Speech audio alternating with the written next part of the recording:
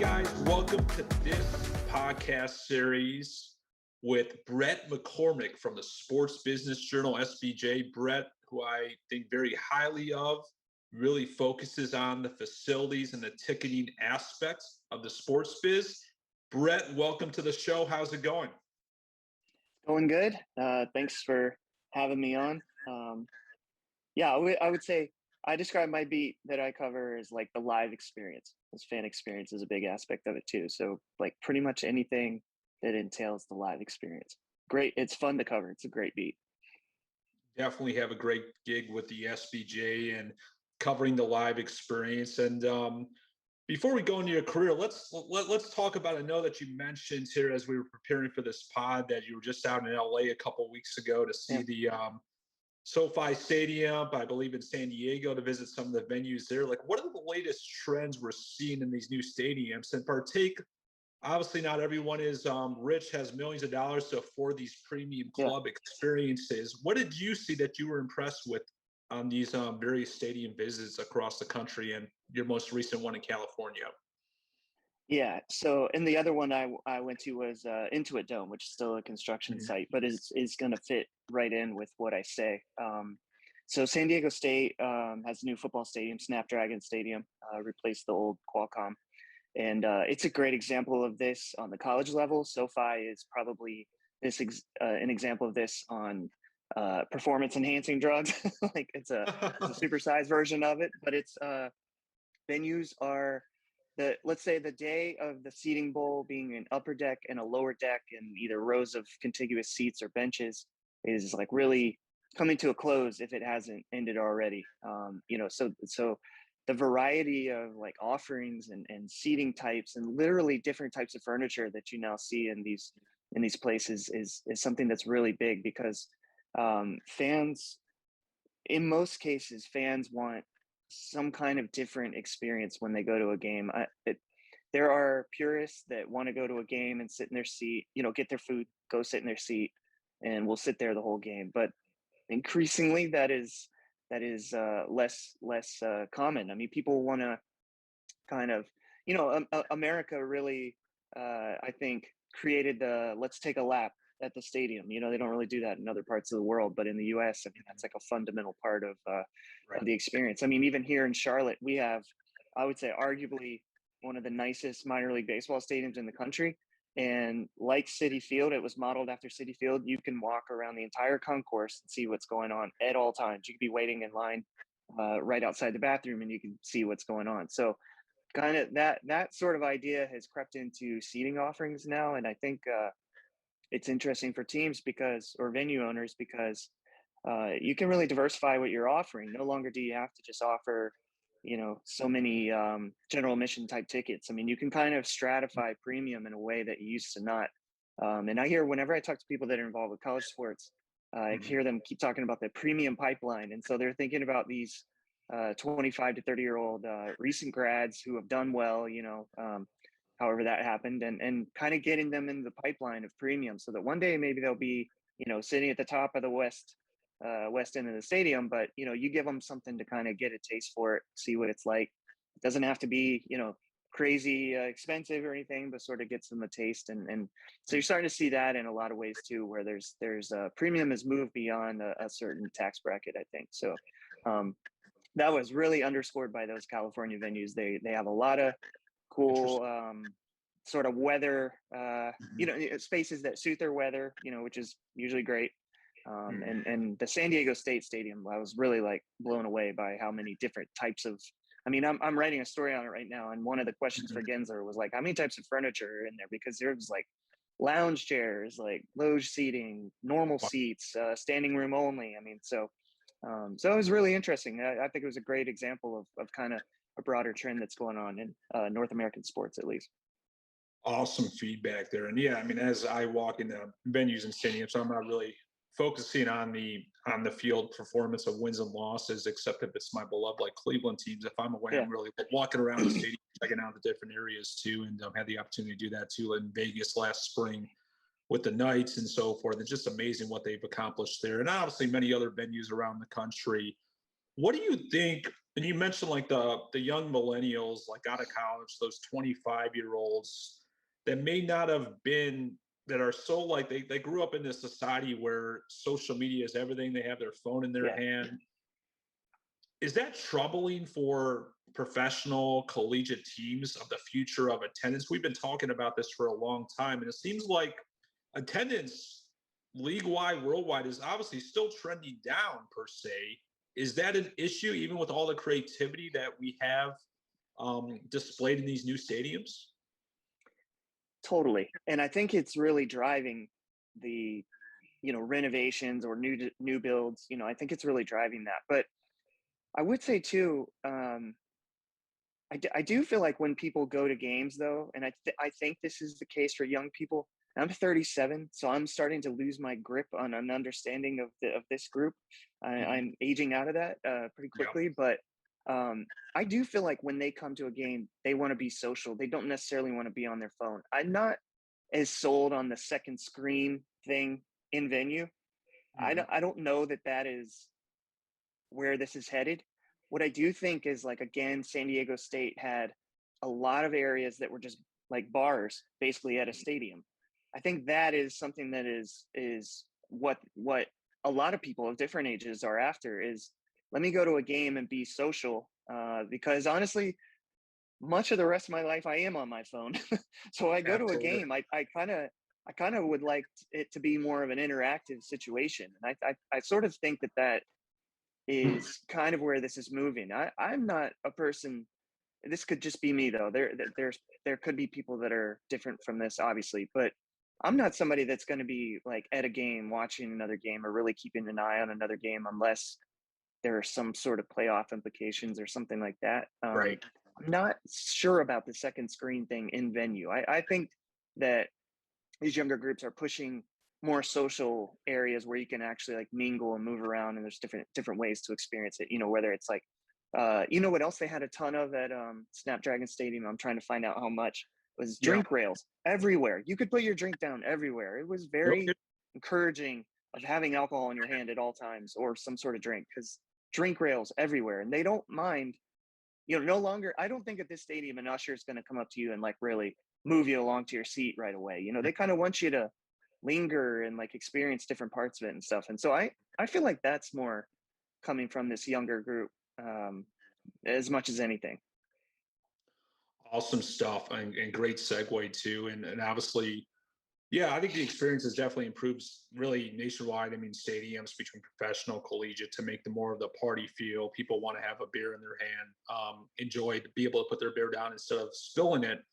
But really shifting gears now to your career, what I admire about you, Brett, is that you're not afraid to challenge the status quo. You're not afraid to get on a panel at an SBJ symposium and ask difficult questions to these executives, which I admire about you, which your peers don't Thanks. seem to do. Tell me about your career, and like tell me about some SBJ initiatives happening here in the next several months. Yeah. So, and thanks for saying that. I appreciate that. I Mhm. mean, I think that comes from, we're a trade journal, but Right. my professional training has been journalism, which is, that's what you do. So, there are aspects of working at a trade journal that are different from daily Mhm. journalism. Some of them, I enjoy less than others. How Right. you kind of work with the industry more than I would have at a newspaper, um, but yeah, I mean, I think that's where that comes from, and also that I've generally done that when it comes to covering ticketing, which is an industry that you know needs some hard questions asked about it, I think. They do. Um, but yeah, my career started. I really just learned journalism by doing it. I didn't have degree. My degree is in history, so I like Jeopardy and things like that. I like trivia. Um, Mhm. but I just started covering high school sports when I was in college, for the local newspaper, and it sort of just went from there. I mean, I think the advantage for me is that I have always known what I wanted to do. Like, since I was pretty young, I was like the classic kid that Mhm. read the box scores, end to end, Mhm. every day in the newspaper. So, Right. I always had like a clear idea of what I wanted to do. I know that's like sometimes the hardest thing to nail down. So that's really helped me. I worked in newspapers for 12 years, and then I joined SBJ in 2019. I did general assignment for a year and a half, which was great because it gave me some business schooling, which I had none of. And then I took on they put me on facilities, fan experience, and ticketing in early 2021, and it's been great. I mean, it's a huge beat. I mean, there's something, you really can't have sports without those three aspects. Organized professional or college sports. So there's there's a never ending list of stories that I have to work on. So it's really fun, and also it's for the most part a 9-to-5 job, which covering sports and newspapers was kind of the opposite. So could have a much more normal life now, which I really appreciate. Awesome. And that kind of goes into my segue too. And obviously, I think most of my content is based on ticketing distribution on Twitter. All the Scott Take Hot Takes we've been doing almost for 2 years now, which is hard to believe, which producer Mike does a great job behind the scenes of doing. What do you think? You've got the opportunity to meet with the big guys at the conferences, specifically the Eventelects of the world, Lodge Tickets, Prolific One, etc. What's your overall thought on the whole landscape of ticketing distribution between the primary and secondary markets? Yeah, this is a complicated topic. I mean, ticketing has been interesting to cover. I'm still like really wrapping my head around it. I will tell you, like, with all honesty, the facility and the fan experience side has been much easier to get. Also, I would say this has been interesting. I've really noticed that the fan experience side, I think, technologically especially, is really benefiting from innovation, which is stemming from competition. It has really good competition. There's multiple startups in every like little aspect of it that I cover. Like, for example, like frictionless security screening. You've got Evolve, Patriot One, Shea. I mean, everything like that. Biometrics. You got Wicket, Clear. Like every category like that. There's multiple companies that are really really pushing each other. Ticketing, I think, suffers from not really having that as much. It's been dominated by Live Nation and Ticketmaster for so long that it's really stifled a lot of competition. I don't have a problem saying that. I think they might look at that as a badge of honor that they've been kicking everybody's ass or something. But it seems to me like the wall between the primary and secondary is like all but evaporated. And I find it really interesting how people buy tickets. I don't think I have never heard a single person say, who's the primary ticketing provider for the team? Like, let's go to them. I just don't think people think about that in any way. So I'm actually working on a story right now that I'll probably run in like November on open distribution. And I think it's really interesting because the gist is meeting fans where they are. And I think that has to be like absolutely the overriding principle right now. And it's intriguing to me because I think it's really been driven by teams, and maybe like, I think SeatGeek is more interested in this. I doubt Ticketmaster is, but they're having to kind of keep up because, I think they're the sports properties are starting to kind of expect it. I mean, I think that NFL marketplace deal from 2017 sort of was like the crack in the dam or whatever. And I think it's going to be really interesting to see how these other league deals go. The ones that are about to expire, and MLB expires at the end of this year. If they'll try to do something similar. So, but like, I give Ticketmaster a lot of credit, like selling, like embedding links or API integrations with like TikTok. I mean, that's like genius, to meet young people where they are. They're on TikTok, obviously. Right. Why not put a link on a artist's video or whatever? I mean, so I think that's going to become really the main way that tickets are going to be sold. I think they may come from a primary, but it's going to pass through all these pipes and different distribution avenues. And you may not even realize you're buying a primary ticket, because you may be getting it from some other place that's at the end of a conduit. So it's No, pretty interesting, but it makes sense though how that's starting to like really take hold. very well said. And yeah, really the primary, secondary. I mean, really nowadays, even I would say even 2018 is pretty blended. Obviously, teams are direct listing on StubHub, Vivid, SeatGeek, etc. between their Yeah. primary and their secondary, and then you have obviously the nuances of the API connections with TikTok, Ticketmaster. Obviously, SeatGeek's fighting for market share in the primary.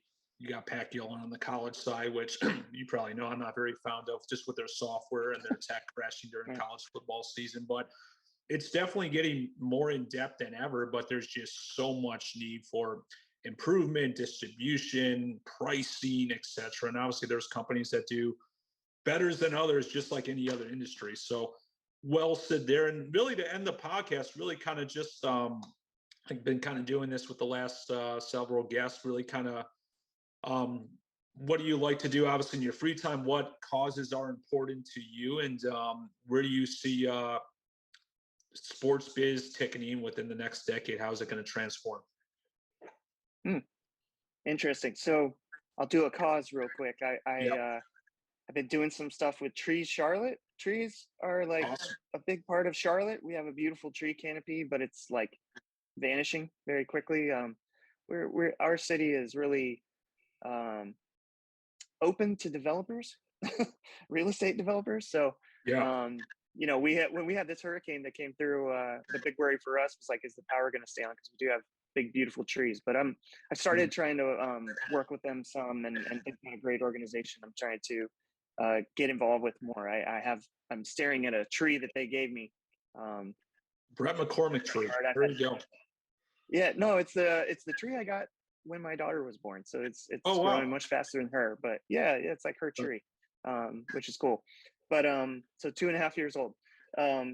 And then in my free time, I mean, I am a soccer fanatic, and have no shame in saying that I was into soccer. I think way before it was cool. I mean, I've 1994 World Cup got me, Wow. That's cool. and it's just it's very still sometimes surreal how easy it is to access soccer now in the United States. Whereas my cousin and I paid, I think, like $35 to watch the Euro 2000 final on pay-per-view. Wow. And we had saved our money for like, that was like a couple of allowances or whatever. So it's just amazing that like how much soccer there is. I can put it on ESPN Plus right now, and anyway, it's endless. So that's something I love. Saturday mornings I watch with my daughter. She always asking me like, where's the girls? Put on the girls. So that's another thing that's really cool too, is like I could easily find girls soccer as well, women's soccer. She likes to see that they have ponytails. The first time we watched women's soccer, she was like floored by the fact that the players had ponytails and they looked like her. And I was like, wow, that is kind of interesting. Awesome. Yeah. And then as far as ticketing, I really don't know. One thing I'm curious about with ticketing is the biometric stuff. I mean, I wrote a story about Clear earlier this summer. Yep. I could not guess. I'm 50-50 on biometrics, especially as it relates to ticketing. I could not guess where society is going on that. If I had to, I think we won't care in like 10 years and we'll be doing that. But to me, it doesn't really speed things up as opposed to scanning a digital ticket, which is pretty quick. Right. And I think it puts so much data pressure on whoever's got that data, because somebody's got it somewhere. Right. That I just don't know. Like, I mean, it's just almost a cost of doing business right now to get hacked. But when it's a bunch of people's faces or palms or whatever, I don't know that I'm not sure. I'm not I mean, I use my face to open my phone 74 times a day. Right. So, I'm not trying to be a hypocrite. I mean, but that feels, I trust Apple more than I trust pretty much anybody else with this stuff. So Sure. I'm really intrigued to see if biometric ticketing or entry catches on, because I'm just not sure. Right now, nobody's really clamoring for it. That's why it's not taking off right now. But I just don't know that we need it. Like, what does it do that we can't do already pretty quickly, Right.